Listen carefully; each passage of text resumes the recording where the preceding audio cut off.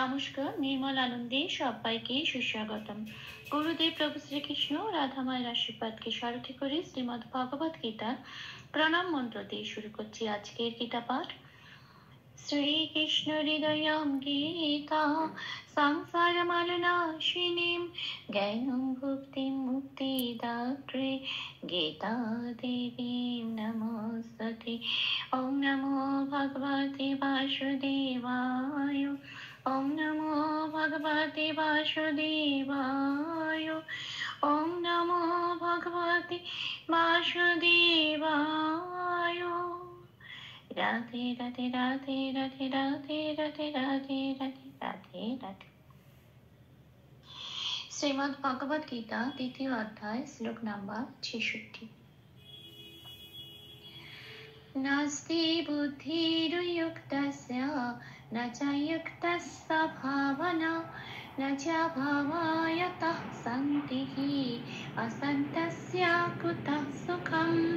আচ্ছা, এখানে প্রথম লাইনে প্রথম পাঠটুকু হচ্ছে নাস্তি বুদ্ধির্যুক্তস্য।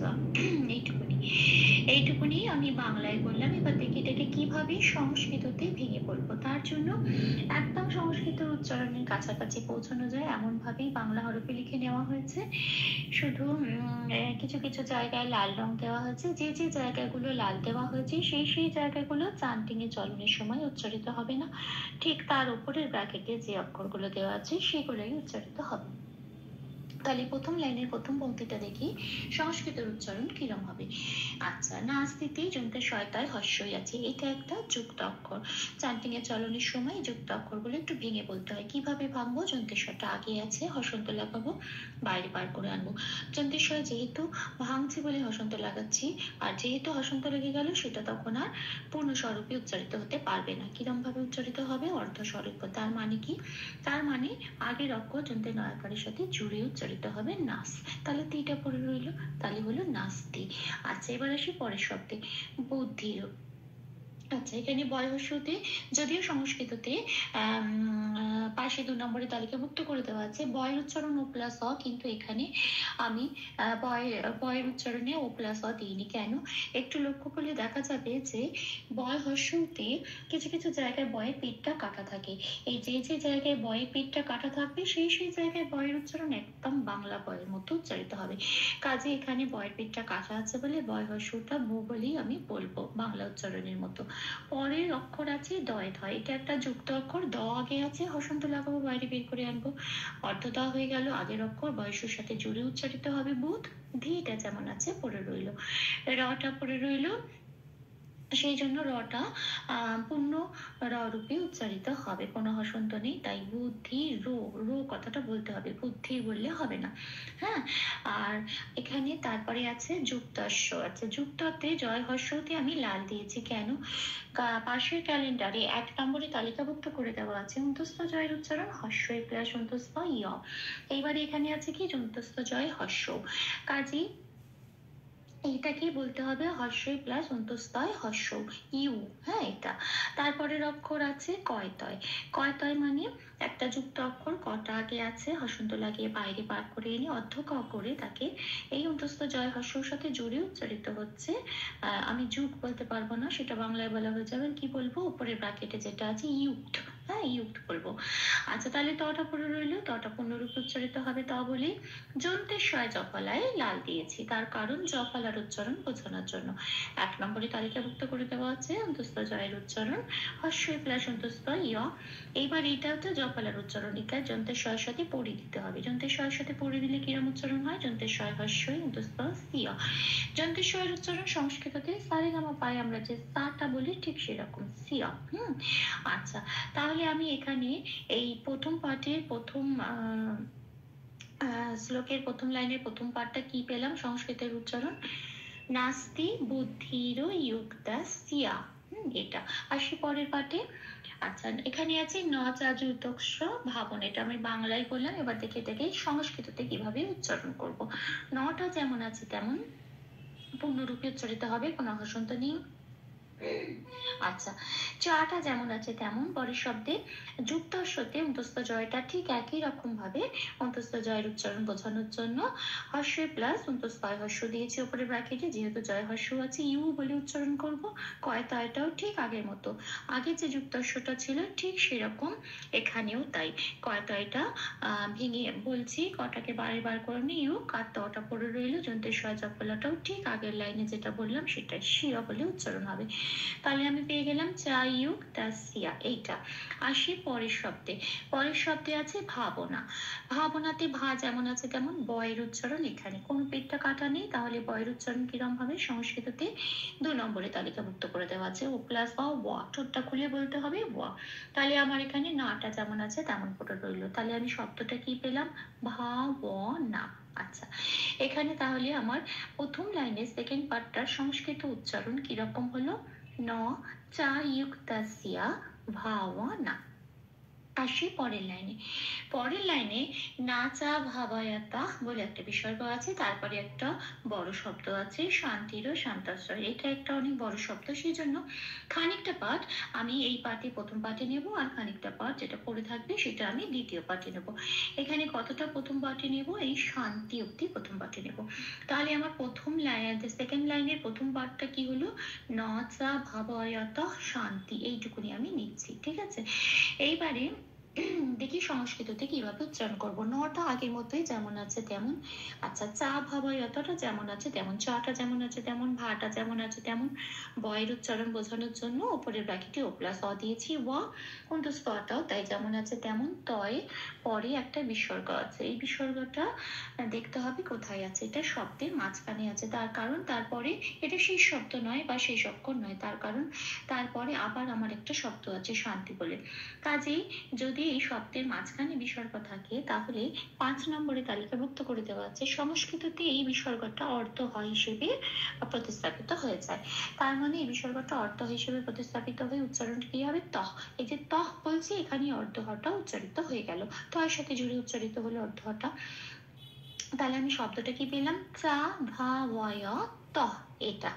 এইবারে আমি শান্তি অবধি নিয়েছি।